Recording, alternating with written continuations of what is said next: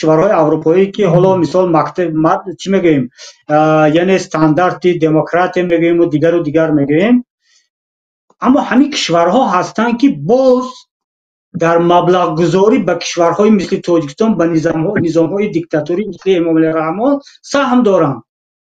یعنی ببینید که یکی از برنامه‌های تاجیکستان رفرم وزارت کارهای داخله است، رفرم میلیسا با پلیس، یعنی تاجیکستان میخواد میلیسا رو از میلیسا به پلیس گذراند. این نقشه دارد و عیناً همین سازمان امنیت و همکاری اروپا مبلغ گذاری میکنه همین رفرم را. در یکی از نشست‌ها با نمایندگان کشورهای همین اروپایی من گفتم گوش کنید برادر، یعنی همون دیپلمات شما مبلغ میتونم با گفت ما چیکار کرده میتونیم کمک برای شما. من گفتم نگاه کن، پول نته با تاجیکستان پول نته